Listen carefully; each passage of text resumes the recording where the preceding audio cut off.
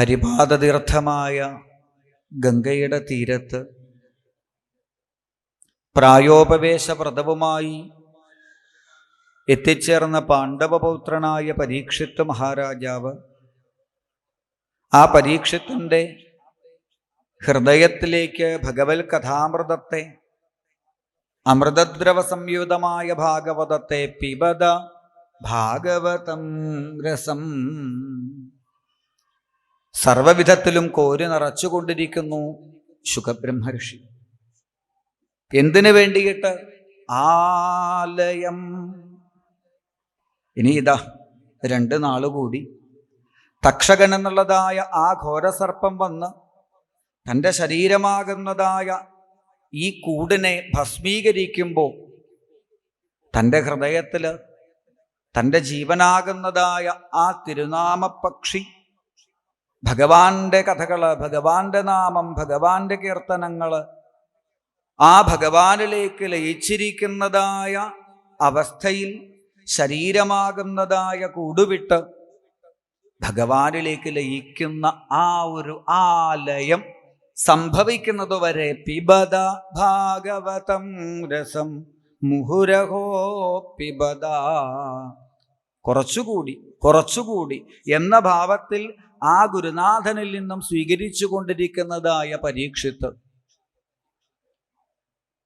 സർവവിധത്തിലും സൂര്യ വംശരാജാക്കന്മാരുടെ ചരിതത്തെ പാടി 24,000 ശ്ലോകങ്ങളിലായി വാൽമീകി വിസ്തരിച്ചതായ രാമകഥയെ അതിൻ്റെ മാധുര്യവും മാഹാത്മ്യവും ഒട്ടും ചോർന്നു പോകാതെ 2 അധ്യായങ്ങളിലേക്ക് ഒതുക്കി ചന്ദ്രവംശ രാജാക്കന്മാരുടെ ചരിത്രത്തിലേക്ക് ഗുരുനാഥൻ പ്രവേശിച്ചതും പരീക്ഷത്തിൻ്റെ ഉള്ളിൽ ഒരാനന്ദം, ഒരാവേശം. കാരണം യാതൊരു കൃഷ്ണകഥകളെ കേൾക്കാനാണോ താൻ കാത്തിരുന്നത്, യാതൊരു ഭഗവാനാണോ ദിശി ഇന്ദുരിവ പുഷ്കല നീലചന്ദ്രനായി ദേവകീ വസുദേവന്മാരുടെ മുൻപിലേക്ക് അവതരിച്ചത്, ആ ഭഗവാന്റെ ചന്ദ്രവംശ ചരിതത്തിലേക്ക് ഗുരുനാഥൻ പ്രവേശിച്ചിരിക്കുന്നു. അങ്ങനെ ചന്ദ്രവംശ രാജാക്കന്മാരുടെ ചരിതത്തെ പാടി വരുമ്പോഴാണ് യയാതി ചരിതത്തിലേക്ക് എത്തിയത്. യയാതിയുടെ ചരിതത്തെ പാടി യയാതിയുടെ മൂത്തപുത്രനായ യദുവിൻ്റെ വംശത്തിലേക്ക് ഗുരുനാഥൻ പ്രവേശിക്കുമ്പോഴേക്കും പരീക്ഷത്തിൻ്റെ ഉള്ളിലുണ്ടായിരുന്ന ആവേശം അല്പം കൂടി ഒന്ന് വർദ്ധിച്ചു. കാരണം യദുവംശേ അവതീർണ, ഈ യദുവംശത്തിലല്ലേ യദുകുല ശ്രേഷ്ഠനായിരിക്കുന്ന ഭഗവാന്റെ കൃഷ്ണാവതാരം. അപ്പോ താൻ കൃഷ്ണാവതാര കഥകളുടെ അല്പം കൂടി അടുത്തേക്ക് എത്തിയിരിക്കുന്നു. ആ യദുവംശത്തെ വർണ്ണിച്ചു വരുമ്പോഴാണ് യദുവംശത്തില് വസുദേവര് മധുരാധിപതിയായിട്ട് ഉഗ്രസേനനത് രാജാവ്, ഈ ഉഗ്രസേനന്റെ അനുജനാണ് ദേവകൻ, ദേവകന്റെ പുത്രിയാണ് ദേവകി. ദേവകിയെ വസുദേവര് വിവാഹം ചെയ്തു. ആ ദേവകീ വസുദേവന്മാരുടെ ജീവിത ചരിതത്തിലേക്ക് പ്രവേശിച്ചപ്പോ പരീക്ഷത്തിന്റെ ആവേശം ഒരു പടി ഒന്നുകൂടി ഉയർന്നു. കാരണം ദേവകീപുത്രനായിട്ടല്ലേ, ദേവകീ നന്ദനായിട്ടല്ലേ ഭഗവാന്റെ അവതാരം. അപ്പൊ തീർച്ചയായും താൻ ഈ 5 ദിവസങ്ങളിലായി കാത്തിരുന്നതായ കൃഷ്ണ കഥകളിലേക്ക് ഗുരുനാഥനിത എത്തിയിരിക്കുന്നു എന്ന് ആ കൃഷ്ണകഥകളെ കേൾക്കാനുള്ള പരീക്ഷത്തിന്റെ ആവേശത്തിലേക്ക് പടിയായി ആ ശ്രോതാവിനെ ഉയർത്തി അവിടെ പറഞ്ഞു. 7ാമതായിട്ട് ദേവകീ വസുദേവ പുത്രനായി സാക്ഷാൽ അനന്തമൂർത്തി ബലരാമൻ എന്ന പേരിൽ അവതരിച്ചു പരീക്ഷത്തെ. 7ാമതായിട്ട് അനന്തമൂർത്തി സംഘർഷണമൂർത്തി ബലരാമനായിട്ട് അവതരിച്ചു എന്ന് ഗുരുനാഥൻ പറയുമ്പോഴേക്കും പരീക്ഷിത തൻ്റെ കണ്ണുകളെ അടച്ച് കാതുകളെ കൂർപ്പിച്ച് കാത്തിരുന്നു. ഇനി കൃഷ്ണാവതാരം. അഷ്ടമസ്തുതയോരാസി സ്വയമേവ ഹരിക്കില. പരീക്ഷത്തെ 7ാമതായി സാക്ഷാൽ ബലരാമൻ അവതരിച്ചു. 8ാമതായിട്ട് വൈകുണ്ഠനാഥനായ ശ്രീ പത്മനാഭൻ തൻ്റെ പരിപൂർണ ചൈതന്യത്തോടുകൂടി പൂർണ്ണ പുണ്യാവതാരമായി കൃഷ്ണനായിട്ട് അവതരിച്ചു. എന്തിനാ കൃഷ്ണാവതാരം? എന്തിനാ കൃഷ്ണാവതാരം? ശുകബ്രഹ്മ ഋഷി വ്യക്തമായി ഭാഗവതത്തിൽ പറഞ്ഞു, കൃഷ്ണാവതാരം ഗോപികമാർക്ക് വേണ്ടിയിട്ട്, ഗോപന്മാർക്ക് വേണ്ടിയിട്ട്, യശോദയ്ക്ക് വേണ്ടിയിട്ട്, നന്ദഗോപർക്ക് വേണ്ടിയിട്ട്, കംസാദികൾക്ക് വേണ്ടിയിട്ട് എന്നൊന്നുമല്ല പറഞ്ഞത്. പിന്നെയോ കലൗ ജനിഷ്യമാണാനാം ദുഃഖശോകതമോനുതം. കൃഷ്ണാവതാരം ആർക്ക് വേണ്ടിയിട്ടാ? കലിയുഗവാസികളായ നമുക്ക് വേണ്ടിയിട്ട്. ദുഃഖശോകതമോനുതം.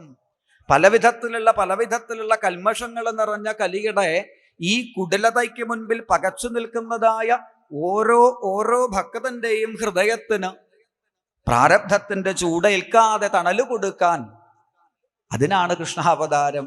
എങ്ങനെയാ ഈ കൃഷ്ണകഥകൾ കേട്ടാൽ ഹൃദയത്തിന് തണുപ്പ് വരിക?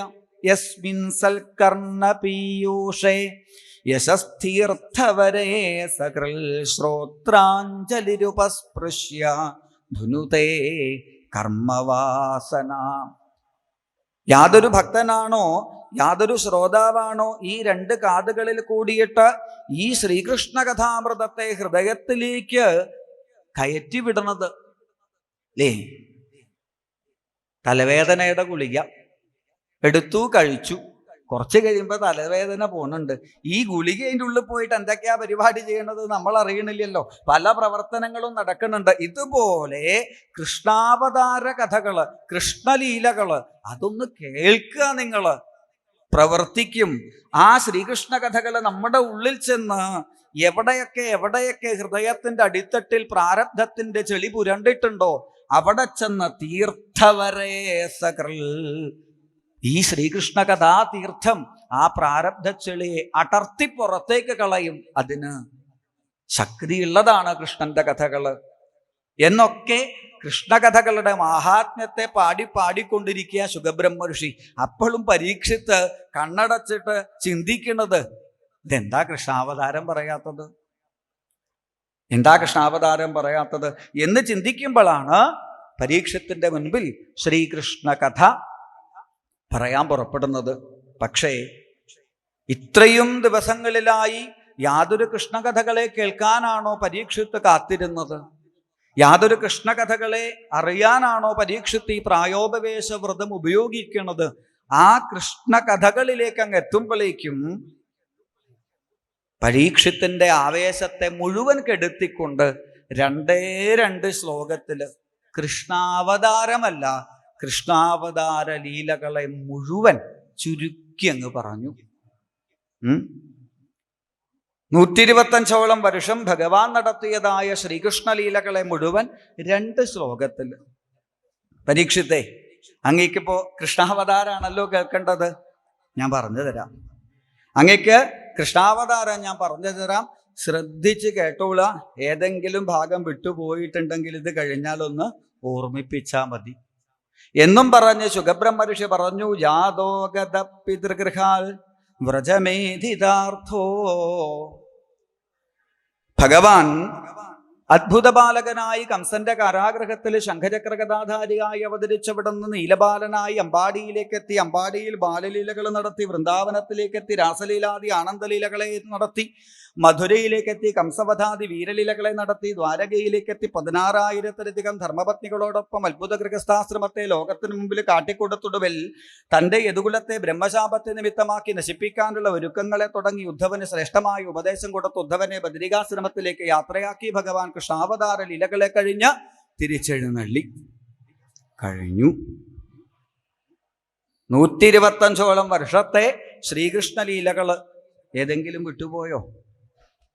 അമ്പാടിയിലെ ബാലലീലകള്, വൃന്ദാവനത്തിലെ ആനന്ദലീലകള്, മധുരയിലെ വീരലീലകള്, ദ്വാരകയിലെ അത്യത്ഭുത ലീലകള് കഴിഞ്ഞു.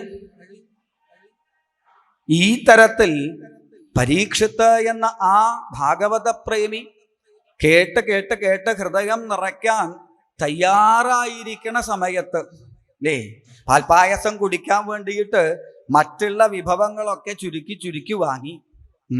ചോറ് രണ്ടാമത് വേണ്ട, കൂട്ടാൻ രണ്ടാമത് വേണ്ട, എന്തേ പാൽപ്പായസം നല്ലോണം കുടിക്കാമല്ലോ വെച്ചിട്ടാ. ഒടുക്കം ഇലയൊക്കെ തുടച്ചു വച്ചപ്പോ ഒരു സ്പൂണ് പായസം വിളമ്പണത് പോലെ വിസ്തരിച്ച് കൃഷ്ണകഥകളെ എടുക്കാൻ തൻ്റെ ഹൃദയത്തെ തയ്യാറാക്കി നിൽക്കുന്ന കൃഷ്ണപ്രേമിയായ പരീക്ഷത്തിന്റെ ഹൃദയത്തില് ഇങ്ങനെ ഒരു ശ്ലോകത്തിൽ കൃഷ്ണാവതാരം പാടിക്കൊടുത്തപ്പോ വിസ്തരിച്ച് പറയേണ്ട കൃഷ്ണാവതാര കഥകളെ ചുരുക്കി പറഞ്ഞപ്പോ പരീക്ഷത്തിന് അത് കൊടുത്ത വേദന ചെറുതല്ല. പരീക്ഷത്തിനുണ്ടായ വേദന ഒരുപക്ഷെ നമ്മളെ പോലെയുള്ള ലൗകിക ജീവികൾക്ക് മനസ്സിലാവുമോന്ന് അറിയില്ല അല്ലേ. നമ്മളായിരുന്നു വിചാരിക്കുക 1 മണിക്ക് നിർത്തേണ്ട പ്രഭാഷണം ഇപ്പോൾ 12:45 നിർത്തിയാൽ ആവൂ സമാധാനമായി, 1/4 മണിക്കൂർ മുമ്പേ കഴിഞ്ഞുവല്ലോ എന്ന് വിചാരിക്കും. എന്നാൽ പരീക്ഷിത്ത് അങ്ങനെയല്ല. നമ്മളിവിടെ ഭാഗവതം കേൾക്കാൻ വരുമ്പോഴും നമ്മളിവിടെ ഭഗവാന്റെ കഥകൾ കേൾക്കാനിരിക്കുമ്പോഴും നമുക്കൊരു കാര്യം ഉറപ്പുണ്ട്.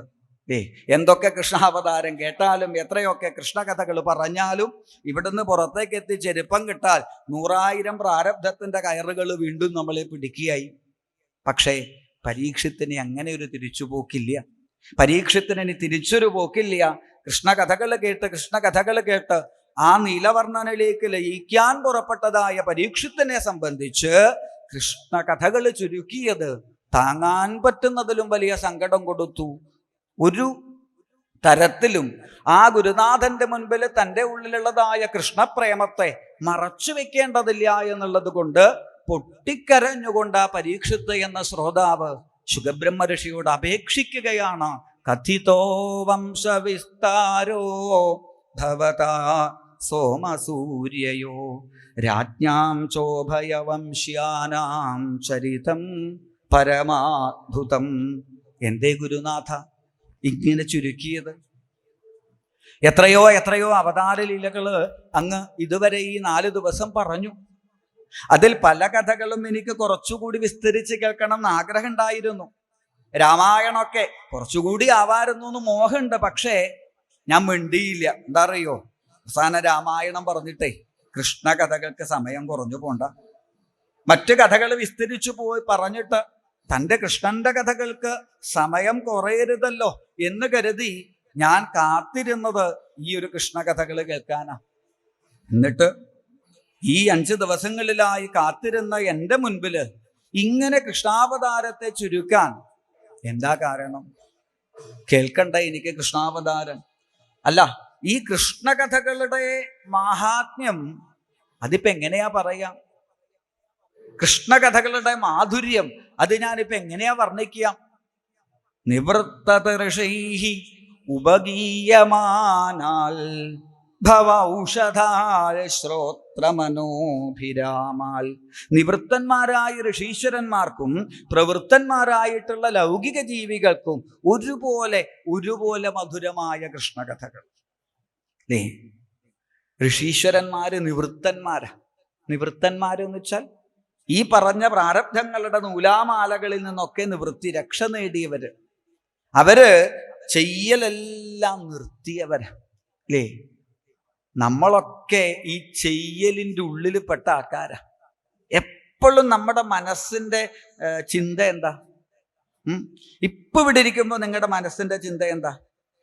ഇത് കഴിഞ്ഞിട്ട് വേണം, എന്തൊക്കെയോ ചെയ്യാനുണ്ട്, ഇത് നിർത്തിയിട്ട് വേണം, അത് ചെയ്യണം, ഇത് ചെയ്യണം. പക്ഷേ ഈ ചെയ്യൽ കൊണ്ടൊന്നും ഒരവസാനം കിട്ടണില്ല. ഈ ചെയ്യലെല്ലാം നിർത്തുമ്പോഴാണ് സുഖം എന്ന് മനസ്സിലാക്കി പ്രവൃത്തിയിൽ നിന്ന് നിവൃത്തി നേടിയ ഋഷീശ്വരന്മാര് അവരെന്ത് ചെയ്തു എന്നറിയോ? ഈ പറഞ്ഞ സകല പ്രവൃത്തികളും നിർത്തിവെച്ച് ഏകാന്തതയില് ധ്യാനനിരതരായി കരണവും അഞ്ചും ഉള്ളടക്കി പുറത്തേക്ക് ലൗകിക വിഷയങ്ങളിലേക്ക് പോകാനിടയുള്ളതായ കണ്ണ് കണ്ണില് വല്ലതും കണ്ടിട്ടേ ആ ധ്യാനം ഇളകിപ്പോയാലോ കണ്ണടച്ചു. ചെവിയിൽ വേറെ വല്ല ശബ്ദവും കേട്ടാൽ ശ്രദ്ധ പോയാലോ ചെവി അടച്ചു. മൂക്കിൽ വല്ല വാസനയും വന്നാലോ മൂക്കടച്ചു. ഇങ്ങനെ ശമദമാദികളിൽ കൂടിയിട്ട് മനസ്സിനെയും ഇന്ദ്രിയങ്ങളെയൊക്കെ കഷ്ടപ്പെട്ട് പിടിച്ചു വലിച്ച് മുറുക്കി കെട്ടി ആ ഋഷീശ്വരന്മാര് പരമാനന്ദത്തെ സ്വയമേവ അനുഭവിച്ച് ആത്മാരാമന്മാരായിട്ട് തീരുന്നതായ രംഗം. അത്തരത്തിൽ ഈ പ്രവൃത്തികളെല്ലാം നിർത്തി ഇന്ദ്രിയങ്ങളെ മുറുകെ പിടിച്ച് ശമദമാദികളിൽ കൂടി നിയന്ത്രിച്ച ഋഷീശ്വരന്മാര് വൃന്ദാവനത്തിൽ നിന്നൊഴുകി വന്നതായ ഒരു വേണുഗാനം കേട്ടതും ഈ ഇന്ദ്രിയങ്ങളുടെ കെട്ടം അഴിച്ചു വിട്ടു. എന്നിട്ട് ഇന്ദ്രിയങ്ങളോട് പറഞ്ഞു, കണ്ണേ നീ വൃന്ദാവനത്തിലേക്ക് പോകൂ, കാതെ നീ വൃന്ദാവനത്തിലേക്ക് പോകൂ. എന്തിന്?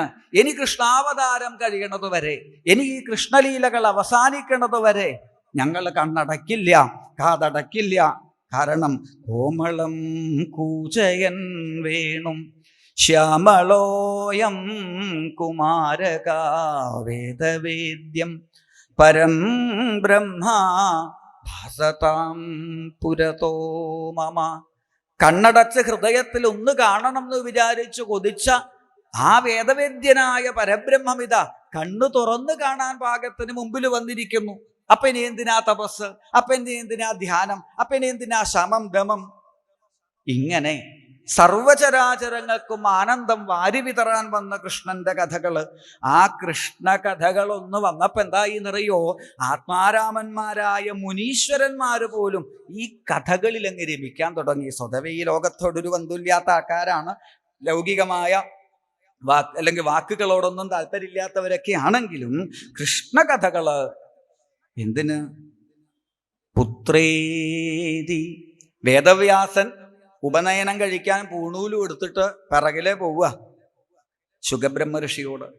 പക്ഷേ ആത്മാരാമനായ ആ ശുഗബ്രഹ്മ ഋഷിക്ക് ഒരു തരത്തിലും ഈ ലോകത്തോട്, അച്ഛനോട് പോലും ബന്ധമില്ല എന്നുള്ള ഭാവത്തിൽ അങ്ങ് ഇറങ്ങിപ്പോയി. അയ്യോ, ഇറങ്ങിപ്പോയല്ലോ മകൻ എന്നും വിചാരിച്ച് വേദവ്യാസൻ സങ്കടപ്പെട്ട് കഴിയുമ്പോഴാണത്രേ ഒരു ദിവസം വന്ന് ശുഗബ്രഹ്മ ഋഷി, പോയ ആളാ, പിറകിലെ പുത്രാന്ന് പറഞ്ഞ് വിളിച്ചിട്ടും തിരിച്ചു വരാത്ത ആളാ, അയാള് വന്ന് ഇപ്പൊ വ്യാസന്റെ മുമ്പിൽ പടിഞ്ഞിരിക്കുക. ആര്? ശുഗബ്രഹ്മ ഋഷി. എന്തിന്? ഭാഗവതൊന്ന് പഠിപ്പിച്ചു തരുമോ? അച്ഛനെഴുതിയ ഭാഗവതൊന്ന് പഠിപ്പിച്ചു തരുമോ? അങ്ങനെ ആത്മാരാമാഹിമനയോ നിർഗന്ധ അപ്യുരുക്രമേ കുർവന്ത്യഹൈതു കിം ഭക്തിം ഇത്തം ഭൂതഗുണോഹരി. ആത്മാരാമന്മാരായ മുനീശ്വരന്മാര് പോലും ഈ ഭഗവത് കഥകളില്, ഈ കൃഷ്ണകഥകളിൽ രമിക്കുന്നു എന്നുണ്ടെങ്കിൽ ആ കൃഷ്ണകഥകൾ എനിക്ക് വിസ്തരിച്ചു പറഞ്ഞു തരണേ, ആ ശ്രീകൃഷ്ണലീലകൾ എനിക്ക് വിസ്തരിച്ച് പറഞ്ഞു തരണേ. പിന്നെ എന്താ ഈ കൃഷ്ണകഥകളുടെ മഹാത്മ്യം? ഭവൗഷധാൽ. ഭവരോഗികളായിരിക്കുന്ന നമുക്ക് ഓരോരുത്തർക്കും, ഈ ലോകത്തില് ജനിച്ചവർക്കൊക്കെ ഒരു തരത്തിൽ അല്ലെങ്കിൽ മറ്റൊരു തരത്തിൽ ബാധിക്കുന്ന അസുഖമാണ് പ്രാരബ്ധം. പ്രാരബ്ധില്ലാത്ത ആരാ ഈ ലോകത്തുള്ളത്? പ്രാരബ്ധില്ലാത്ത ആരാ ഉള്ളത്? നമ്മൾ വിചാരിക്കും അയാൾക്ക് നല്ല സുഖല്ലേ, അയാളോട് ചോദിച്ചു നോക്കുക. അപ്പൊ അയാൾ വേറൊരാളെ നോക്കി പറയുന്നുണ്ട് അയാളല്ലേ ശരിക്കും സുഖിക്കണത്. ഒരു തരത്തിലല്ലെങ്കിൽ മറ്റൊരു തരത്തിൽ ഈ ലോകത്തിൽ ജീവിക്കുന്നിടത്തോളം കാലം നമുക്ക് പലതരം പ്രാരബ്ധങ്ങളുണ്ട്. അല്ല, പ്രാരബ്ധം ഉള്ളത് കൊണ്ടാണ് നമ്മൾ ജീവിക്കണതും. അപ്പോൾ കൃഷ്ണകഥകളുടെ പ്രത്യേകത എന്താ അറിയോ? ഈ പ്രാരബ്ധത്തെ പോലും അനുഭവിക്കേണ്ട പ്രാരബ്ധത്തെ പോലും ശ്രീകൃഷ്ണ കഥകളെ കേട്ട് കേട്ട് കുറെ കാലം കഴിയുമ്പോൾ പ്രാരബ്ധത്തെയും സ്നേഹിക്കാൻ സാധിക്കുന്ന, കാലിന് പിടിച്ചൊരു വാതരോഗവുമായി ഗുരുവായൂരപ്പന്റെ മുൻപിൽ നാരായണീയമാകുന്ന നിർവെണ്ണ നിവേദിക്കാൻ വന്ന മേൽപ്പത്തൂരിന് കുറച്ചു ദിവസം കഴിഞ്ഞപ്പോൾ തോന്നിയിത്രേ വാതരോഗം വന്നതും നന്നായി, സൂക്കേട് വന്നതും നന്നായി. എന്തേ? അതുകൊണ്ടല്ലേ ഇപ്പൊ ഞാൻ ഗുരുവായൂരപ്പൻ ഇങ്ങനെ കണ്ടിരുന്നത് ഇത്ര ദിവസം. അപ്പോ വരാനുള്ളതായ കർമ്മഫലം, വരാനുള്ള പ്രാരബ്ധം അതെന്തായാലും അനുഭവിക്കേണ്ടതാണ് എന്നുണ്ടെങ്കിൽ അവിടെ നമുക്ക് വേണ്ടത് ആ പ്രാരബ്ധത്തിലും തളരാതെ നമ്മുടെ മനസ്സിനെ പിടിച്ചു നിർത്താൻ, ആ പ്രാരബ്ധത്തെ മറികടക്കാൻ നമുക്കൊരാശ്രയമാണ്. അത് കൃഷ്ണനെ പോലെ വേറെ ആരാളുള്ളത്? ഭവൗഷധാൽ. പറയാൻ ഉദ്ദേശിച്ച സകല പ്രാരബ്ധങ്ങളും ആ ഭഗവാന്റെ മുൻപിലെത്തുമ്പോ ഭക്തൻ മറന്നു പോകണോ എന്നുണ്ടെങ്കിൽ, ഗുരുവായൂരപ്പനെ കാണാൻ പുറപ്പെടുമ്പോ നമ്മളൊക്കെ വലിയൊരു ലിസ്റ്റും മനസ്സിൽ സൂക്ഷിച്ചിട്ടാ പോവുക. പ്രാരബ്ധത്തിന്റെ ഭാര്യയുടെ കാര്യം പറയണം, ഭർത്താവിന്റെ കാര്യം പറയണം, മക്കളുടെ കാര്യം പറയണം, ഓഫീസിന്റെ കാര്യം പറയണം, ഇങ്ങനെ കുറെ ലിസ്റ്റ് ഉണ്ട്. ഒടുക്കം വീടൊക്കെ പൂട്ടി ഗുരുവായൂരേക്ക് എന്ന് പറഞ്ഞ് ഇറങ്ങിയപ്പോ അയൽവാസിയുടെ വക, ഗുരുവായൂരേക്ക ഞങ്ങളുടെ കാര്യം കൂടി പറയണേ. ഓ, അതും കൂടി പറയാം. ഇങ്ങനെ പലതരത്തിലുള്ള പ്രാരബ്ധത്തിൻ്റെയും അപേക്ഷകള് ഹൃദയത്തിൽ സൂക്ഷിച്ചിട്ടാണ് ഓരോ ഭക്തനും ഗുരുവായൂരപ്പനെ കാണാനായി പുറപ്പെടുന്നത്. പക്ഷെ എന്ത് ചെയ്യാം? ഗുരുവായൂരപ്പന്റെ ആ പൊന്നും തൃപ്പടി അങ്ങ് കഴിഞ്ഞാൽ ഈ കൊണ്ടുവന്ന അപേക്ഷകളൊക്കെ എവിടെ പോയി എന്നറിയില്ല. സുഖായി തൊഴുതു, ഭംഗിയായി ഗുരുവായൂരപ്പനെ കണ്ടു, ആ ആനന്ദം ഹൃദയത്തിൽ നിറച്ച് പുറത്തേക്കെത്തി സന്തോഷത്തോടെ ഗുരുവായൂരൊക്കെ ചുറ്റിക്കറങ്ങി സാധനമൊക്കെ വാങ്ങി നാട്ടിലെത്തിയപ്പോഴാണ് ആലോചിച്ചത്, അല്ല ഞാൻ എന്തിനാ പോയത്? എന്തൊക്കെയോ പറയാനുണ്ടായിട്ടാ ഞാൻ പോയത്, എന്തൊക്കെയോ പറയണമെന്ന് വിചാരിച്ചു. ഇതെപ്പോഴാ മറന്നത്? എവിടുന്നാ ഈ നമ്മൾ പറയാൻ ഉദ്ദേശിച്ച സകല ദുഃഖവും മറന്നുപോയത് എന്നാണെങ്കിൽ, ആ പൊന്നും തൃപ്പടിയുടെ മുകളിൽ കയറി ശ്രീലകത്തേക്ക് ഒരു നോട്ടം നോക്കിയപ്പോ അനേകം നെയ്വിളക്കുകളുടെ പൊൻപ്രഭയ്ക്കപ്പുറത്തായിട്ട് പൊന്നോടക്കുഴലും കദളിപ്പഴവുമായി പുഞ്ചിരിച്ചുകൊണ്ട് ഒടുവിൽ നീ എൻ്റെ മുൻപിലേക്ക് എത്തിയല്ലേ എന്ന ഭാവത്തിൽ പുഞ്ചിരിക്കുന്ന ആ ഒരു ഗുരുവായൂരപ്പനെ കണ്ടതും കഴിഞ്ഞു. പറയാൻ വന്ന സകല പ്രാരബ്ധവും മറന്ന് ഓരോ ഭക്തന്റെയും ഹൃദയം ആനന്ദം കൊണ്ട് നിറയുന്നു എന്നുണ്ടെങ്കിൽ അത് കൃഷ്ണന്റെ മഹാത്മ്യല്ലേ, അത് കൃഷ്ണ കഥകളുടെ മാധുര്യമല്ലേ? അതുകൊണ്ട് ചുരുക്കിയിട്ടല്ല, വിസ്തരിച്ച് തന്നെ എനിക്ക് കൃഷ്ണ കഥകളെ പാടിത്തരണേ ഗുരുനാഥ. എനിക്കെന്താ ഈ കൃഷ്ണനോട് ഇത്ര താല്പര്യം? രാമാവതാരം പറയുമ്പോഴോ, വരാഹാവതാരം പറയുമ്പോഴോ, മത്സ്യാവതാരം പറയുമ്പോഴോ ഒന്നുമില്ലാത്ത ഒരാവേശം ഈ കൃഷ്ണന്റെ കഥ എത്തുമ്പോൾ എനിക്ക് തോന്നുന്നില്ലേ അങ്ങേക്ക്? എന്താ അതിന് കാരണം എന്നറിയോ? എൻ്റെ മുത്തശ്ശന്മാരാ. കാരണം പിതാമഹാമേ സമരേ മരം ജയേർ. അങ്ങയ്ക്കറിയാലോ, പാണ്ഡവന്മാര് ഇങ്ങനെ കൃഷ്ണൻ സ്നേഹിച്ച ഒരു കുടുംബം, ഇല്ലെങ്കിൽ ഇങ്ങനെ കൃഷ്ണന്റെ കാരുണ്യം അനുഭവിച്ച ഒരു കുടുംബം വേറെ ഉണ്ടോ എന്ന് ചോദിച്ചാൽ സംശയം. ഈ കുന്തിദേവിയെയും 5 മക്കളെയും ഗുരുവായൂരപ്പൻ സംരക്ഷിച്ചതുപോലെ ആരാ സംരക്ഷിച്ചത്? ആപത്ത് വരുന്നു തൻ്റെ കുഞ്ഞുങ്ങൾക്ക് എന്ന് കണ്ടാൽ അപ്പോ തള്ളപ്പക്ഷി വന്ന് തൻ്റെ ചിറക് വിടർത്തി ആ ചിറകിനുള്ളിലേക്ക് മക്കളെ ഒതുക്കണില്ലേ? അതുപോലെ കുന്തിദേവി തന്നെ പറയുന്നുണ്ട്, ഭഗവാനെ ഹരേ അഭിരക്ഷിത, ഞങ്ങൾക്കൊരാപത്ത് വരുന്നു എന്നറിയുമ്പോഴേക്കും ആ കാരുണ്യ ചിറക് വിടർത്തി ഞങ്ങളെ അതിനുള്ളിലേക്ക് ഒതുക്കിയതായ ആ കാരുണ്യം.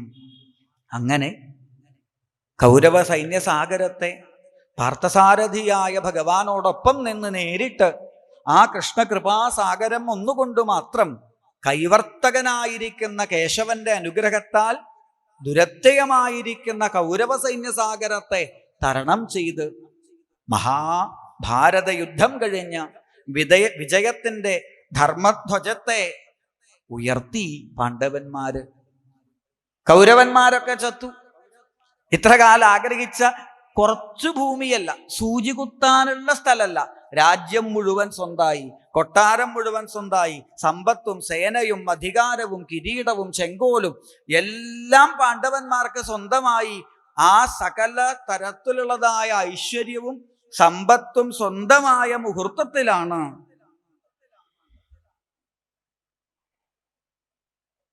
വഞ്ചിതോഹം മഹാരാജ ഹരിണ ബന്ധുരൂപിണ. ഒരു വാർത്ത അർജുനൻ വഴി അറിയണത്, ഇത്രകാലം കൂട്ടുകാരനായി, സാരഥിയായി, സ്നേഹിതനായി, ബന്ധുവായി ഒപ്പം നിന്ന കൃഷ്ണൻ അവതാരം കഴിഞ്ഞ് തിരിച്ചുപോയി ഇത്രേ. കൃഷ്ണനാട്ടം കഴിഞ്ഞ് കൃഷ്ണൻ പോയി എന്നറിഞ്ഞതും പാണ്ഡവന്മാരെ ആലോചിച്ചു, ഇനി ഞങ്ങൾക്ക് എന്തിനാ രാജ്യം, ഇനി ഞങ്ങൾക്ക് എന്തിനാ കൊട്ടാരം, ഇനി ഞങ്ങൾക്ക് എന്തിനാ അധികാരം? കൃഷ്ണൻ ഇവിടെ ഇല്ലാച്ചാൽ പിന്നെ ഞങ്ങൾ എന്തിനാ? ഗുരുനാഥ, അന്ന് ഇന്ദ്രപ്രസ്ഥത്തിന്റെ സിംഹാസനത്തിലേക്ക് ആ 5 മുത്തശ്ശന്മാരും എന്നെ ഇതാ പിടിച്ചിരുത്തി അനുഗ്രഹിച്ച് കൃഷ്ണകൃഷ്ണ കൃഷ്ണകൃഷ്ണ എന്ന നാമം ജപിച്ച് വടക്ക് ഭാഗത്തേക്ക് ഹിമാലയത്തിലേക്ക് യാത്ര പോകുന്നത് കണ്ടപ്പോ മുതൽ ഞാൻ ആലോചിച്ചതാ, ഇവർക്കെന്താ ഈ കൃഷ്ണനോട് ഇത്ര സ്നേഹം, ഇവർക്കെന്താ ഈ കൃഷ്ണനോട് ഇത്ര ഭക്തി? ആരാ കൃഷ്ണൻ? പിന്നെ ഞാൻ കേട്ടു, രാജ്യം ഭരിക്കണ സമയത്ത് ഓരോ ഭക്തന്മാരുടെ മുമ്പിൽ നിന്ന് കേട്ടു. സാരഥ്യ പാരിഷദ സേവന സഖ്യ ദൗത്യ വീരാസനാനുഗമന സ്തവന പ്രണാമങ്ങളിൽ കൂടിയിട്ട് പാണ്ഡവകുലത്തോട് കാരുണ്യം ചുരിഞ്ഞ കൃഷ്ണന്റെ കഥകളെ കുറച്ചായിട്ട് കേട്ടപ്പോ അന്ന് മുതൽ ഞാൻ മോഹിക്കണതാ. എനിക്ക് എപ്പോഴാ ഒന്ന് കൃഷ്ണനെ കുറിച്ച് വിസ്തരിച്ച് കേൾക്കാൻ പറ്റുക? എനിക്ക് എപ്പോഴാ കൃഷ്ണന്റെ കഥകൾ മുഴുവൻ ഒന്ന് കേൾക്കാൻ പറ്റുക? സാധിക്കണ്ടേ? ഒരു രാജ്യം ഭരിക്കുന്ന മന്ത്രിക്ക് അല്ലെങ്കിൽ ഭരണാധികാരിക്ക്, ഒരു രാജാവിന് ഭാഗവതം കേൾക്കാൻ സമയം കിട്ടുമോ? രാജ്യം ഭരിക്കണ രാജാവിനെ ഭാഗവതം കേൾക്കാൻ സമയം കിട്ടുമോ? ഇവിടെ ചെറിയൊരു കുടുംബം ഭരിക്കണ നമ്മളിപ്പം സൂചിയുടെ മുകളിൽ ഇരിക്കണ പോലെയാണ് ഇവിടെ ഇരിക്കണത്. അപ്പൊ പിന്നെ രാജ്യം ഭരിക്കണ സമയത്ത് എങ്ങനെ ഇതിന് സമയം കിട്ടും? അങ്ങനെ കൃഷ്ണകഥകൾ കേൾക്കാൻ തനിക്ക് സമയമില്ലല്ലോ എന്ന് വിചാരിച്ച് സങ്കടപ്പെട്ടപ്പോഴാ ഒരു 7 ദിവസം എനിക്ക് ലീവ് കിട്ടി. ബ്രഹ്മശാപം. ശമീകപുത്രനായിട്ടുള്ളതായ ശൃംഗി എന്ന മുനികുമാരൻ 7-ാം നാള് തക്ഷകൻ കടിച്ചു മരിക്കട്ടെ എന്ന് ശപിച്ചപ്പോ ഞാൻ ആദ്യം ഒന്ന് പേടിച്ചു. പക്ഷേ ഇപ്പൊ എനിക്ക് തോന്നുന്ന ശാപോ അനുഗ്രഹ ഏവച, അത് ശാപമായിരുന്നില്ല. അങ്ങയുടെ മുമ്പിലിരുന്ന് ഇങ്ങനെ ഭാഗവതം കേൾക്കാൻ സാധിച്ചപ്പോ എനിക്കൊരു കാര്യം ഉറപ്പായി, അത് ശാപമല്ല, അനുഗ്രഹമാണ്. അതുകൊണ്ട് ആ പാണ്ഡവന്മാരുടെ പേരക്കുട്ടിയായ എനിക്ക് കൃഷ്ണന്റെ കഥകൾ അങ്ങ് പറഞ്ഞു തരില്ലേ? ഇനി ഇതുമല്ല ബന്ധം. കുട്ടിക്കാലത്ത് മുത്തശ്ശിയായ കുന്തിദേവി എന്നെ മടിയിലിരുത്തി എൻ്റെ കൈകളെ തൊഴുവിച്ച് ചൊല്ലിത്തരുന്ന നാമം കൃഷ്ണ ഹരേ ജയ, കൃഷ്ണ ഹരേ ജയ, കൃഷ്ണ ഹരേ ജയ, കൃഷ്ണ ഹരേ. കരിമൂകിൽ വർണ്ണന്റെ തിരുവൂടലെന്നൂടെ അരികിൽ വന്നെപ്പോഴും കാണാകേണം. ഇങ്ങനെ ആ കൃഷ്ണനാമം ചൊല്ലിത്തരുമ്പോ മുത്തശ്ശിയുടെ മരിയിൽ നിന്നിട്ട് ഞാൻ ചോദിക്കും, ആരാ കൃഷ്ണൻ, ആരാ കൃഷ്ണൻ? ആ സമയത്ത് ഞാൻ ജനിച്ച നിമിഷം മുതൽ കേൾക്കണ ഒരു കഥയുണ്ട്. അത് മറ്റാരുടെയും കഥയല്ല, ഉത്തര എന്ന എൻ്റെ അമ്മയുടെ കഥ. മാതുശ്ചമേയ ശരണം ഗതായ. പൂർണ്ണഗർഭിണിയായിരുന്നതായ ഉത്തരാദേവി അശ്വത്ഥാമാവയച്ചതായ ബ്രഹ്മാസ്ത്രം ഒരു അഗ്നിഗോളം പോലെ തന്നെ ദഹിപ്പിക്കാൻ വരുന്ന കാഴ്ച കണ്ടതും തനിക്കാരാണ് ആശ്രയം എന്നറിയാതെ ഒന്ന് വേവലാതി പിടിച്ചപ്പോഴാണ് പാണ്ഡവന്മാരോടും കുന്തിദേവിയോടൊക്കെ ടാറ്റ പറഞ്ഞ് ദ്വാരകയിലേക്ക് പോവാൻ ആ പൊഞ്ചിലം പണിഞ്ഞ തൃപ്പാദത്തെ രഥത്തിലേക്ക് എടുത്തു വയ്ക്കണ കൃഷ്ണനെ കണ്ടതും പാഹി പാഹി മഹായോഗിൻ ദേവദേവ ജഗൽപതേ. നിലവിളിച്ചുകൊണ്ട് കൊട്ടാരം വിട്ട് നിറവയറുമായി ഓടി വന്ന് എൻ്റെ അമ്മയായ ഉത്തര ശരണാഗതി ചെയ്തത് ഈ കൃഷ്ണന്റെ പാദത്തെയല്ലേ. അന്നൊരു അത്ഭുതമുണ്ടായി. ബ്രഹ്മാസ്ത്രത്തിന്റെ ചൂടേറ്റ് അമ്മയുടെ ഗർഭത്തിലെ കരിഞ്ഞ് ദഹിച്ചൊരു മാംസപിണ്ഡമായി തീർന്ന ഞാൻ പിന്നെ കണ്ണു തുറന്നപ്പോ കണ്ടത് എന്താ അറിയോ? അങ്കുഷ്ഠമാത്രമമലം, അതിസുന്ദരനായിട്ട് ശംഖചക്ര ഗദാധാരിയായിട്ടുള്ളതായ ഒരു അത്ഭുത രൂപം എന്നിങ്ങനെ നോക്കി പുഞ്ചിരിച്ചുകൊണ്ടിരിക്കുക. അങ്ങനെ വിഷ്ണുരാധനായിരുന്ന എനിക്ക് ഇന്നിതാ പരീക്ഷിത്ത് എന്ന് ലോകം ഒരു പേരിട്ടിട്ടുണ്ടെങ്കിൽ അതിന് കാരണം എന്താ അറിയോ? അമ്മയുടെ ഗർഭത്തിൽ നിന്ന് പുറത്തേക്ക് വന്ന നിമിഷം മുതൽ ഞാൻ അന്വേഷിക്കുക, ആരായിരുന്നു അത്, ആരായിരുന്നു അത്, ആരായിരുന്നു അത്. കുറെ കാലം കഴിഞ്ഞപ്പോഴാണ് മനസ്സിലായത് അത് ഈ കൃഷ്ണനായിരുന്നു. അപ്പൊ പിന്നെ തുടങ്ങി എനിക്ക്, എങ്കിൽ കൃഷ്ണന്റെ കഥ എനിക്ക് കേൾക്കണം. കാരണം അമ്മയുടെ ഗർഭത്തിൽ വെച്ച് എന്നെ രക്ഷിച്ചവനല്ലേ, ഈ ഒരു നിമിഷം വരെ എന്നെ അനുഗ്രഹിച്ചു കൊണ്ടിരിക്കുന്നവനല്ലേ. അതുകൊണ്ട് ആ ഉത്തരാപുത്രനായ എനിക്ക് കൃഷ്ണന്റെ കഥകളെ പാടിത്തരണേ എന്ന് വിശപ്പും ദാഹവും മറന്ന് ആ ഹരികഥാമൃതം പാനം ചെയ്യാൻ കാത്തിരിക്കുന്ന പരീക്ഷത്തിന്റെ ശ്രദ്ധയെ കണ്ടപ്പോ പരീക്ഷത്തിന്റെ മുൻപിലിതാ വ്യാസപുത്രൻ ആരംഭിക്കുന്നു ശ്രീകൃഷ്ണ ചരിതം. ഭൂമിദേവിക്ക് ഈ കാണുന്ന ബഹുനില കെട്ടിടങ്ങളോ ഒന്നുമല്ല ഭാരം. പിന്നെയോ ഈശ്വര നിന്ദ ചെയ്യുന്നവര്, സജ്ജനങ്ങളെ നിന്ദിക്കുന്നതായ ദുഷ്ടന്മാര്, അത്തരത്തിലുള്ള കംസൻ, ജരാസന്ധൻ, ശിശുപാലൻ, ദന്തവക്ത്രൻ തുടങ്ങിയിട്ടുള്ളതായ മഹാദുഷ്ടന്മാരുടെ ഭാരം സഹിക്കവയ്യാതെ ഗോരൂപധാരിയായ ഭൂമിദേവി ബ്രഹ്മാദിദേവന്മാരോടൊപ്പം ക്ഷീരസാഗരശായിയായ ഭഗവാനെ കാണാനിതാ വൈകുണ്ഠത്തിലേക്ക് പുറപ്പെട്ടു. അവിടെ വച്ച് പുരുഷസൂക്തേന ഉപതസ്ഥേ സമാഹിത. സകലതരത്തിലും ബ്രഹ്മാദിദേവന്മാര് വേദമന്ത്രത്തിൽ ഏറ്റവും ശ്രേഷ്ഠമായ പുരുഷസൂക്താദി വേദമന്ത്രങ്ങളെ കൊണ്ട് ഭഗവാനെ, വേദവേദ്യനായ ഭഗവാനെ, വേദാന്തസ്വരൂപനായ ഭഗവാനെ ഭംഗിയായി സ്തുതിച്ചു. ഇവിടെ ബ്രഹ്മാവിൻ്റെ ഹൃദയത്തില് ഒരു വിളംബരം. ബ്രഹ്മാവിൻ്റെ ഹൃദയത്തിൽ ഭഗവാൻ തോന്നിച്ചതായ ആ വാക്കുകളെ ബ്രഹ്മാവ് ലോകത്തിനായിട്ട് പറഞ്ഞു കൊടുത്തു. അവതീര്യ യഥോർവംശേ ഭഗവാൻ പുരുഷോത്തമ. ഹേ ലോകമേ, ആരും ഭയപ്പെടേണ്ടതില്ല. ഭഗവാൻ ഭൂമിയിൽ അവതരിക്കാൻ പോകുന്നു.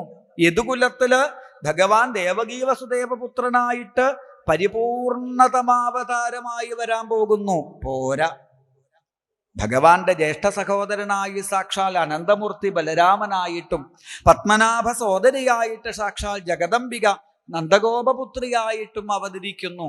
ഇങ്ങനെ ഒരു അവതാര മഹോത്സവം ഭൂമിയിൽ നടക്കാൻ പോവുക. സ്വതവേ ഭഗവാൻ പോവും, അവതരിക്കും, തൻ്റെ കാര്യം കഴിഞ്ഞാൽ തിരിച്ചു വരും. പക്ഷെ ഇത്തവണ അങ്ങനെയല്ല കേട്ടോ. നിങ്ങൾക്കൊക്കെ ആ കൃഷ്ണാവതാരത്തിൽ പങ്കെടുക്കാം. ആർക്കൊക്കെ കൃഷ്ണനോടൊപ്പം പാടണമോ പുറപ്പെടാം, ആർക്കൊക്കെ കൃഷ്ണനോടൊപ്പം ആടണമോ പുറപ്പെടാം, ആരൊക്കെ കൃഷ്ണനെ പരബ്രഹ്മത്തെ കെട്ടിപ്പിടിക്കണോ പുറപ്പെടാം, ആർക്കൊക്കെ പരബ്രഹ്മത്തെ മടിയിലിരുത്തണോ പുറപ്പെടാം, ആർക്കൊക്കെ പരബ്രഹ്മത്തെ മാറിടത്തിലേക്ക് ചേർക്കണോ പുറപ്പെടാം. ഇത് കേട്ടതും സമാധിയിലിരിക്കുന്ന യോഗീശ്വരന്മാര് വിചാരിച്ചു, നിർത്തി. ഈ രൂപമില്ലാത്ത, നാമമില്ലാത്ത, നിർഗുണനായ, നിരാകാരനായ ഭഗവാനെ കെട്ടിപ്പിടിക്കണ പരിപാടി അത് നടക്കില്ല എന്ന് ഉറപ്പിച്ചു. ഇപ്പൊ കൃഷ്ണാവതാരം ഭൂമിയിലുണ്ടെങ്കിൽ ഒന്നുപോയി എടുക്കാൻ, ഒന്നുപോയി ആലിംഗനം ചെയ്യാൻ സാധിച്ചാൽ ഇതിലധികം ധന്യതയുണ്ടോ? സകല പുണ്യജന്മങ്ങളും ഒഴുകി ഭൂമിയിലേക്ക്.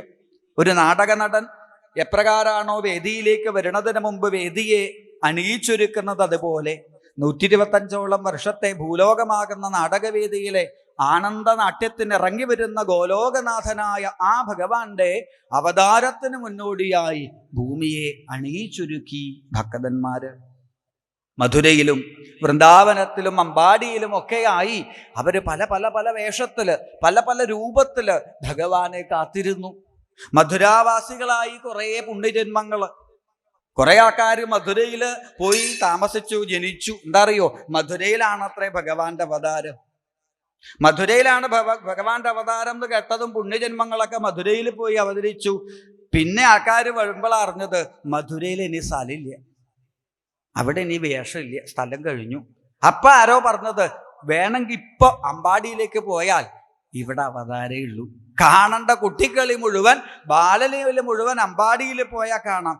ഉടനെ ഇവർ അമ്പാടിയിലേക്ക് പുറപ്പെട്ടു. അവിടെ ഗോപികമാരായി, ഗോപന്മാരായി, പശുക്കളായി, പശുക്കുട്ടികളായി, മാനായി, മയിലായി, വണ്ടായി, കുയിലായി, വൃന്ദാവനത്തിലെ മുനാതീരത്തൊരു കാട്ടോടക്കമ്പായിട്ട് വരെ ആ പുണ്യജന്മങ്ങള് നിറഞ്ഞു. ഇങ്ങനെ ഭൂമിയില് സകലതരത്തിലും പുണ്യജന്മങ്ങള് ഓരോ വേഷത്തില് കൃഷ്ണാവതാര രംഗത്തിനായി കാത്തിരുന്നപ്പോഴാണ് നമ്മുടെ ശ്രദ്ധ നേരെ മധുരാപട്ടണത്തിലേക്ക് പോകുന്നു. ആ മധുരയുടെ രാജവീതിയിൽ കൂടിയിട്ടൊരു വിവാഹ ഘോഷയാത്ര. പല വിധത്തിലുള്ള താളമേളങ്ങളും താലപ്പൊലികളുമായി സ്വർണ്ണരഥത്തിലിരിക്കുന്ന നവവധൂവരന്മാരായ ദേവകീ വസുദേവന്മാരെയും വഹിച്ചുകൊണ്ട് ഒരു കല്യാണ മംഗള ഘോഷയാത്ര. സ്വതവേ കല്യാണത്തിന് പോയാൽ നമ്മളൊക്കെ ആരെയാ ശ്രദ്ധിക്കുക?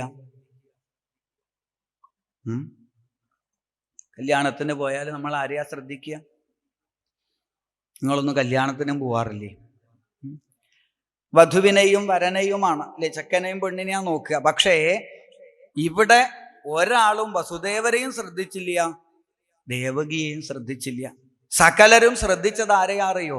ആ രഥം ഓടിക്കണ ചെറുപ്പക്കാരനെ. കണ്ടവര് കണ്ണു വിഴിച്ചു, കണ്ടവര് തലയിൽ കൈവച്ചു, കണ്ടവര് വായ പൊളിച്ചു. എന്തേ? ഇന്നലെ വരെ കണ്ടു ചോരിയില്ലാത്തവൻ, മഹാദുഷ്ടൻ എന്നൊക്കെ നമ്മൾ വിളിച്ച കംസൻ നോക്കൂ എന്തൊരു സ്നേഹ ദേവകിയോട്. ഇയാൾക്ക് ഇങ്ങനെയൊക്കെ സ്നേഹിക്കാൻ പറ്റുമോ? എന്തൊരു പാവാ കംസൻ, എന്തൊരു സ്നേഹ എന്നൊക്കെ പറഞ്ഞ് ആൾക്കാരൊക്കെ ആ രഥം തളിച്ചുകൊണ്ടിരിക്കുന്നതായ കംസനെ ഇങ്ങനെ നോക്കാൻ തുടങ്ങിയപ്പോൾ കംസന് സന്തോഷമായി. ഇതന്നെയാ തൻ്റെ ഉദ്ദേശം, നല്ല പേരുണ്ടാക്കാൻ ഇതൊക്കെയാണ് വഴി എന്ന് മനസ്സിലാക്കി കംസൻ അങ്ങനെ രഥം ഓടിച്ചുകൊണ്ടിരിക്കണു. ഇടയ്ക്ക് തിരിഞ്ഞ് ദേവകിയെ നോക്കി ഒന്ന് ചിരിക്കും. അപ്പൊ ദേവകിക്കും കുറച്ച് അഹങ്കാരം. ദേവകി വസുദേവരുടെ മുഖത്തേക്ക് നോക്കും. കണ്ടില്ലേ എൻ്റെ ഏട്ടൻ്റെ സ്നേഹം, നിങ്ങൾ ചെയ്യൂ ഇതുപോലെ, അതാ എൻ്റെ ഏട്ടൻ എന്നുള്ള ഭാവത്തിൽ ദേവകിയും. പക്ഷേ അഭിനയം അല്പസമയം മാത്രമേ നീണ്ടു നിന്നുള്ളൂ. കുറച്ച് കഴിഞ്ഞതും പെട്ടെന്നൊരു ഇടിനാദം.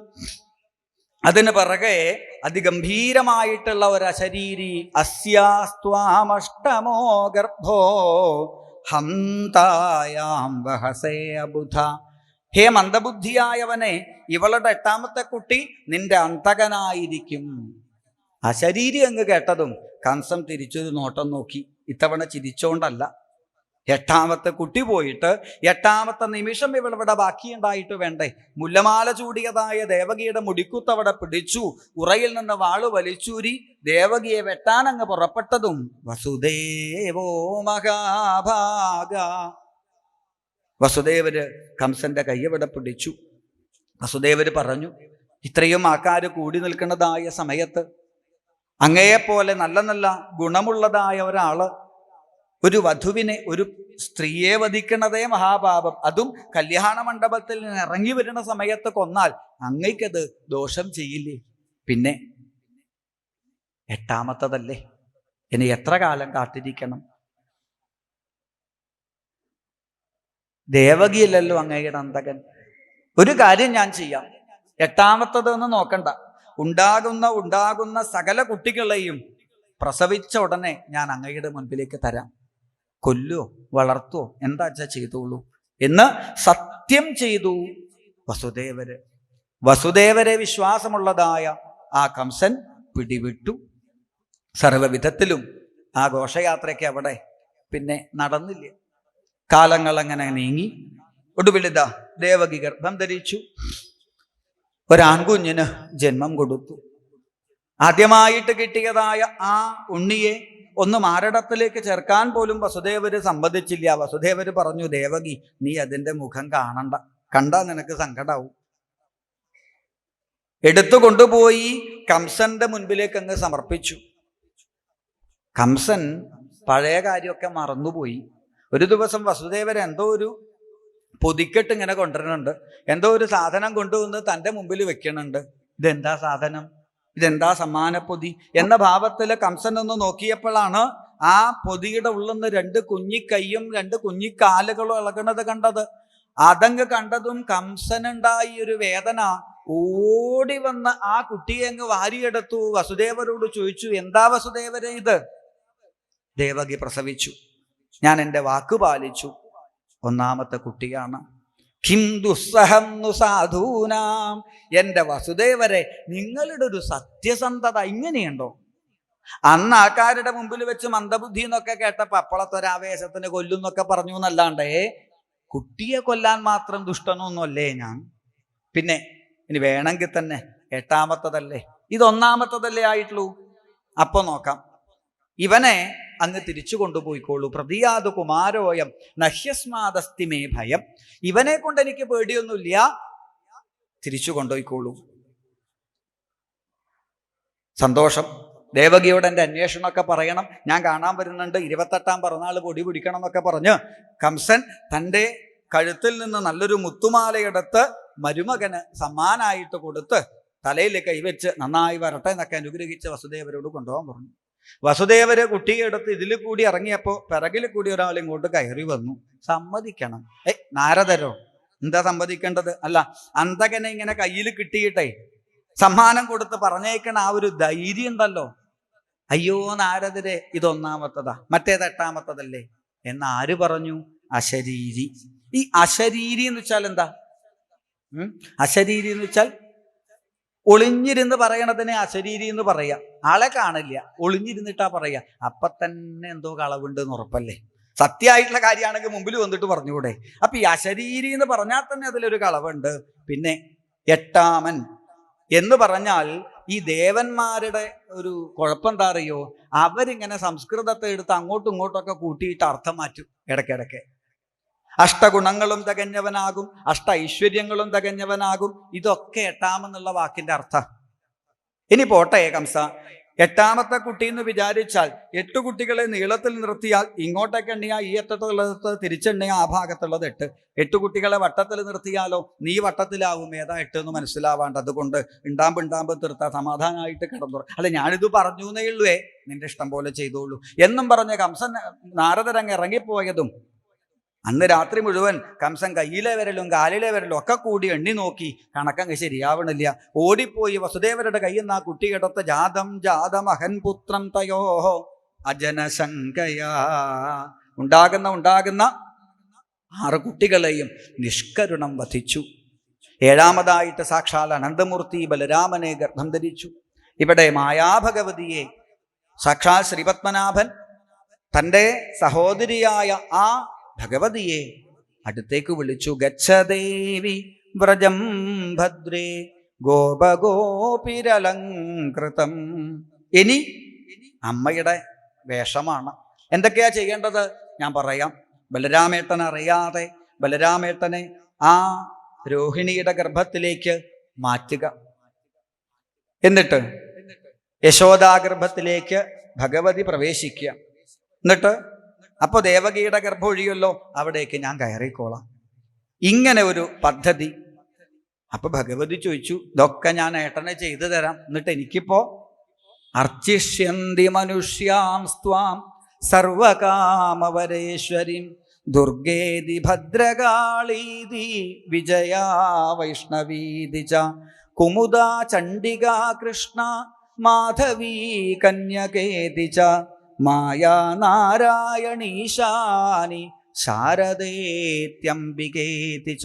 കലിയുഗത്തില് ഏതാപത്തു വരണ സമയത്തും ആപതി കിംകരണീയം സ്മരണീയം ശരണയുഗളമംബായാം. ആപത്തു വരണ സമയത്ത് ആശ്രയിക്കാൻ വരുന്ന സകല ഭക്തന്മാർക്കും അമ്മയായിട്ട്, ജഗന്മാതാവായി, ലോകമാതാവായി അമ്മ കുടികൊള്ളണം.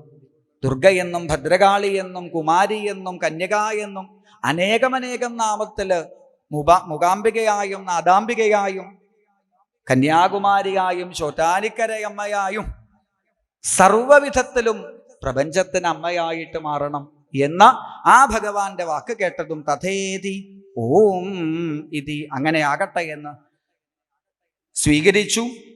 ദേവകി ഗർഭത്തിൽ നിന്ന് ഭഗവാനെ, ആ ബലരാമസ്വാമിയെ രോഹിണി ഗർഭത്തിലേക്ക് മാറ്റി. കംസൻ അറിഞ്ഞു 7ാമത്തെ ഗർഭം പകുതിക്ക് വെച്ച് അലസിപ്പോയി. ഇതോടെ കംസന്റെ കണക്ക് കൂട്ടലൊക്കെ പിഴച്ചു. അടുത്തത് 6.5 ഗർഭമായിട്ട് നിൽക്കുന്നത്. അരഗർഭമായിട്ട് ഇനി ഒരു ഗർഭം ഉണ്ടാവുമോ? അല്ല, 7ാമത്തതാണോ 8ാമത്തതാണോ? പിന്നെ ആലോചിച്ചപ്പോൾ ഗർഭമുണ്ടായാലല്ലേ കുഴപ്പമുള്ളൂ. 2 തൂണുകളിൽ ദേവകി വസുദേവന്മാരെ ചങ്ങലകളെ കൊണ്ടവിടെ ബന്ധിച്ചു. ഒന്നനങ്ങാൻ പോലും പറ്റാത്തതായ ഭാവത്തില് ആ ചങ്ങല കുടുക്കുകളില് ദേവകി വസുദേവന്മാര് കണ്ണുനീരോടുകൂടി കിടന്നു കുറെ കാലം. എങ്ങനെയാ ഗർഭമുണ്ടാവുക നോക്കാം എന്നൊക്കെ കംസൻ വിചാരിച്ചു. പക്ഷേ ആനന്ദസ്വരൂപനായ സച്ചിദാനന്ദപ്പൊരുളായ ഭഗവാനെ സംബന്ധിച്ച് ഒരവതാരം ചെയ്യാൻ കേവലം ഈ ലൗകിക ബന്ധത്തിന്റെ ആവശ്യമില്ല. വസുദേവര് ആ കാരാഗ്രഹത്തിന്റെ ഇടുങ്ങിയ ഇടനാഴിയില് വെളിച്ചം തീരില്ല. ചെറിയൊരു കിളിവാതിൽ പോലൊരു ചെറിയ ജനലും മാത്രമേ ഉള്ളൂ. അതിൻ്റെ ഉള്ളിലുള്ള വെളിച്ചം ഉള്ളിലേക്ക് വരിക. വസുദേവരിപ്പുറം പ്രാർത്ഥിക്കേണ്ടത് എന്താ അറിയോ? അതും കൂടി വേണ്ടയായിരുന്നു. കാരണം വെളിച്ചം വരുമ്പോൾ കണ്ണു തുറന്നാൽ കാണാൻ സാധിക്കുന്നത് ചങ്ങലക്കെട്ടുകളിൽ തളർന്നു കിടക്കുന്ന ഇനി കരയാൻ കണ്ണുനീരില്ലാത്ത ദേവകിയെയാണ് അല്ലേ? ദേവകി എന്ന ആ അമ്മ അനുഭവിച്ച ഒരു അനുഭവം നമ്മൾ ചിന്തിക്കണം അല്ലേ? വസുദേവരുടെ പുത്രനായി, ദേവകിയുടെ പുത്രനായി എന്നൊക്കെ പറയുമ്പോൾ അങ്ങനെ ഭഗവാനെ പുത്രനായി ലഭിക്കാൻ അനുഭവിച്ചതായ ആ ഒരു രംഗം. ഒരിക്കൽ വസുദേവര് തൻ്റെ കണ്ണുകളെ അടച്ച് ഹൃദയത്തിൽ ശംഖചക്ര ഗദാധാരിയായ ഭഗവാനെ ധ്യാനിക്കുന്നതായ സമയം പെട്ടെന്ന് ആ രൂപം അവിടെ മാറി നീലവർണ്ണനായ നീലപാലനായിട്ടുള്ളതായ ഭാവത്തിൽ ഭഗവാൻ വസുദേവരെ ഒന്ന് കടാക്ഷിച്ചു. ഹൃദയത്തിലെ ആ നീലവർണ്ണനായ കായാമ്പൂവർണ്ണന്റെ കടാക്ഷവും പുഞ്ചിരിയും കണ്ടതും അതുവരെ അനുഭവിച്ച സകല ദുഃഖങ്ങളും വസുദേവരവിടെ മറന്ന് ആനന്ദിച്ചു. ദേവകി ചോദിച്ചു, എനിക്കൊന്ന് പറഞ്ഞു തരൂ, ഞാനും ഒന്നറിയട്ടെ. പറയേണ്ട താമസം പീലിത്തിരിമുടി മുതൽ പൊഞ്ചിലമ്പ് ധരിച്ചതായ ആ തൃപ്പാദങ്ങൾ വരെ വസുദേവര് തൻ്റെ വാക്കുകളിൽ കൂടി ദേവകിക്കായി ഉപദേശിച്ചു. ദേവകി ഹൃദയത്തിലേക്ക് ആ ശബ്ദബ്രഹ്മസ്വരൂപനായിരിക്കുന്ന ഭഗവാൻ പ്രവേശിച്ച് അമ്മയെ ഒന്ന് കടാക്ഷിച്ച് ദേവകി ഗർഭശ്രീലകത്തേക്ക് ഇതാ ചൈതന്യമായിട്ട് പ്രവേശിച്ചു. അങ്ങനെ പരമ്പൊരുളായ ഭഗവാനെ വസുദേവരുടെ വാക്കുകളിൽ കൂടി ഹൃദയത്തിലേക്ക് ഗർഭത്തിലേക്ക് സ്വീകരിച്ചതായ രംഗത്തിൽ ബ്രഹ്മാദി ദേവന്മാര് ദേവകീ ഗർഭശ്രീലകത്ത് ശോഭിക്കുന്ന ആ ഭഗവാനെ സത്യസ്വരൂപനായി സത്യനാരായണനായിട്ട് സ്തുതിച്ചു. ഒടുവിൽ ഭാരം ഭുവോഹര യദുത്തമ വന്ദനം തേ. ഭൂമിയുടെ ഭാരം മാത്രമല്ല, വരാൻ പോകുന്ന കലിയുഗത്തിലെ ഭക്തന്മാരുടെ ദുഃഖഭാരവും ഇല്ലാണ്ടാക്കണേ എന്നവര് സ്തുതിച്ച് തിരിച്ചെഴുന്നള്ളി. ആ കാലത്താണിതാ അതിഗംഭീരമായ കൃഷ്ണാവതാരത്തിനുള്ളതായ ഒരുക്കം. കാല പരമശോഭന. കാലം ഭഗവാൻ അനുകൂലമായി അല്ല, കാലത്തെ നിയന്ത്രിക്കുന്ന ഭഗവാൻ അനുകൂലമായി എന്ന് പ്രത്യേകം പറയേണ്ടതില്ല. ഭഗവാൻ എന്ത് ചെയ്യാൻ ആഗ്രഹിക്കണവോ അതിനനുസരിച്ചിട്ട് കാലം നീങ്ങി. ഗ്രഹങ്ങളൊക്കെ എവിടെ എവിടെ നിന്നാലാണോ അനുകൂലമായ ഭാവത്തിൽ നിൽക്കുക അവിടെ ആ സമയത്ത് വന്നു ചേർന്നു.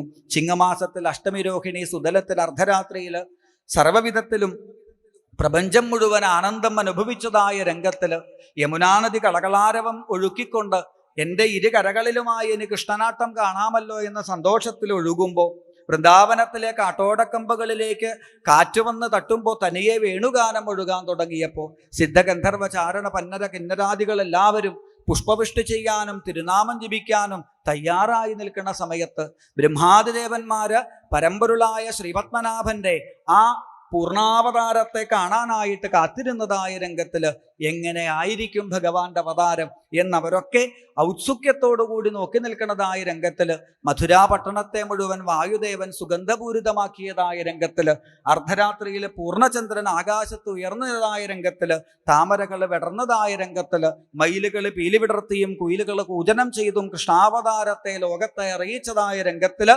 കൂരിരുട്ട് നിറഞ്ഞതായ കംസന്റെ കാരാഗ്രഹത്തിലെ സകല കൂരിരുട്ടിനെയും കീറി മുറിച്ചുകൊണ്ട് സച്ചിദാനന്ദപ്പൊരുളായ പന്നകശായിയായ പത്മനാഭൻ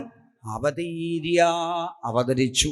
ആവിരാസീയഥാ പ്രാച്യാം ദിശിന്തുരിവ പുഷ്കല. അദ്ഭുതബാലകനായി ശംഖചക്രഗദാധാരിയായിട്ട് അവതരിച്ച നീലമേഘശ്യാമളവർണ്ണനായ ആ ഭഗവാനെ വസുദേവരാദ്യം കണ്ടു, ദേവകിയും കണ്ടു. തന്നാലാവും വിധം അവര് ഭഗവാനെ സ്തുതിച്ചു.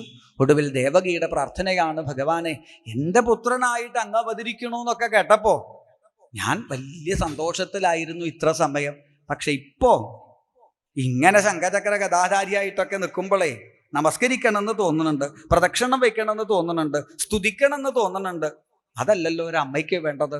ഒന്ന് വാരിയെടുക്കാൻ, ഒന്ന് ഈ മാറിടത്തിലേക്ക് ചേർക്കാൻ ഈ ഒരു രൂപം അത് പറ്റില്ല എന്ന് പറഞ്ഞപ്പോഴാണ് മാനുഷബാലവേഷം നീലബാലനായി ഭഗവാൻ അവിടെ മാറിയത്. സച്ചിദാനന്ദക്കട്ടയായ ആ നീലവർണ്ണനെ തൻ്റെ മാറിടത്തിലേക്ക് ചേർത്ത് പിടിച്ച് ഭഗവാനായി തൻ്റെ സ്തന്യാമൃതത്തെ നിവേദ്യമായി കൊടുത്ത് ധന്യതയെ നേടി ദേവകീ വസുദേവന്മാര്. ആ അവതാര കൃഷ്ണനെ ദേവകീ വസുദേവന്മാര് സ്നേഹിച്ചതുപോലെ പൂജിച്ചതുപോലെ നമുക്കും ആശ്രയിക്കാനും ആസ്വദിക്കാനും സാധിക്കട്ടെ.